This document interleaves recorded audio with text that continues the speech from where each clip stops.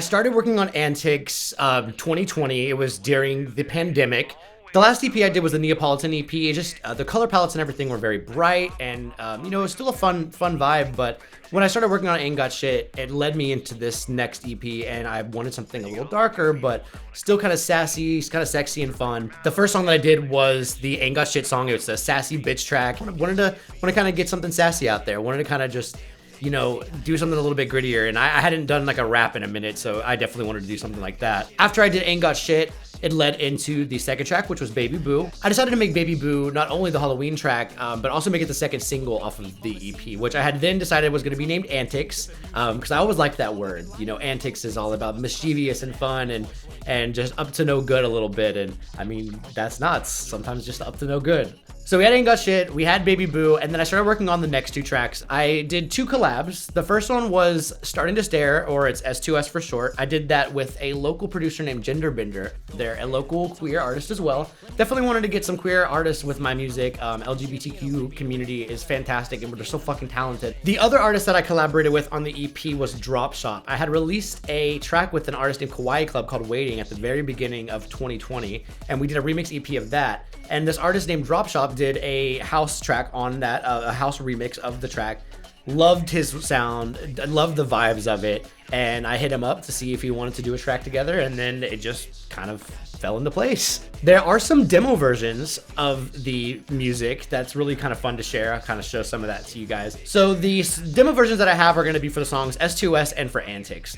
When I first started working on S2S, it definitely had a different vibe. It wasn't even called S2S. It was called Bother, and you'll kind of hear a little bit of some of the earlier versions of it now.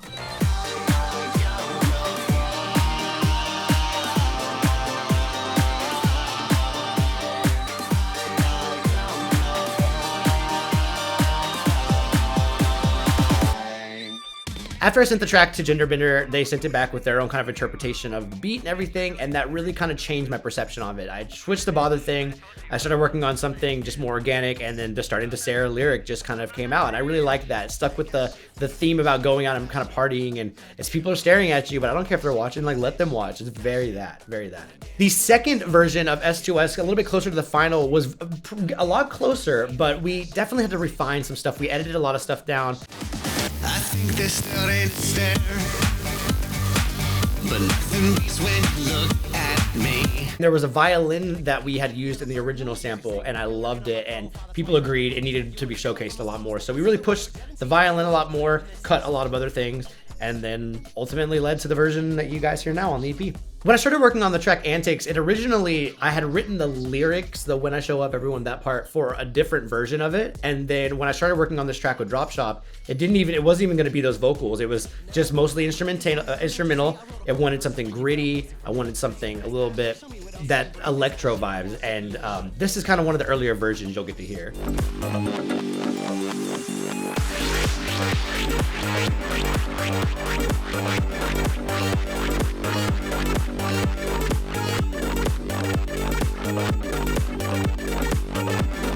So then after we did that version and I sent it to Drop Shop, they sent something back, and I was vibing off of it, and then I decided to I said, this is going to be the Antics track. This will be the one. And I took the vocals from another version and threw it on that one.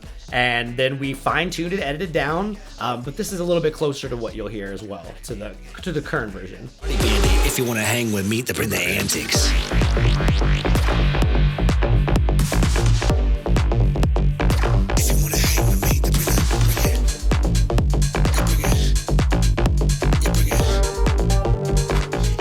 So yeah, those were some of the demos of the two of the songs off the EP. I don't have any of the other ones, but it's nice to kind of get to hear how some of it kind of transformed its way into being the Antics EP that we have today.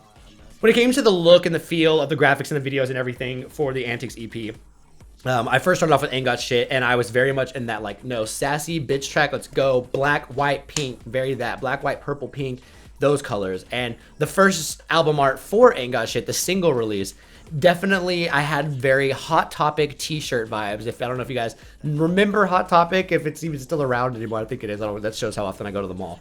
But very Hot Topic t-shirt, very the cassette tapes on it with the text overlay. It was I wanted something very throwback to that and kind of grungy, and that's kind of the inspiration for the first album art. When I started working on the second single of it, Baby Boo, I actually commissioned one of my friends. You can find them on Instagram at Incubates. They are a fantastic artist, and I wanted to do something where it was a little bit more cartoony, but something Halloween for the Halloween release. So I told them kind of just different ideas of what I wanted for it. They sent me some sketches. I was able to kind of use Photoshop and throw over kind of like, let's add a rope over here and some spider webs over here in the corner. And then they were able to take that and kind of flesh it into the full art. One thing I think is really cool about the art is that in the upper corner, you can actually see the album artwork for the previous EP, the Neapolitan EP, kind of tucked away, hidden in that album artwork. But then it came time to finish up the rest of the EP. I wanted definitely a dark purple kind of color palette. I got really big into using Blender and 3D modeling and stuff, so I sort of played around with my logo, kind of tried a bunch of different textures on it, and when I had this chain texture, it really kind of pulled it together. Thought it really felt the gritty vibe, and then I just kind of threw it in Photoshop, fine-tuned it a little bit, and then, yeah, there we go. Got some snazzy little artwork, some cute videos that were really great for promo, and it was a great learning process along the way as well. To kind of tie up the Antics EP, after that came out, I did work on an Antics remix EP, and I wanted to showcase some upcoming talent. I used to run a label myself, and it was always important to me to give some artists the chance to get out there that may not always have an outlet. So I hosted a remix competition, had some great entries, and then ultimately came down to these final ones. What was also really fun about working on the remix EP is I got a chance to revisit Ain't Got Shit from the first track that I did on the original EP, and I did a variation in production. I did a VIP. It was my own remix of the original. Got some new rap talent on it. I have one of Houston locals, Birdmaster Flex, and Adonia Black. I did work with Birdmaster Flex on an EP prior. Wanted to get them on it, so that was always a fun little thing to kind of work with people you've worked with before.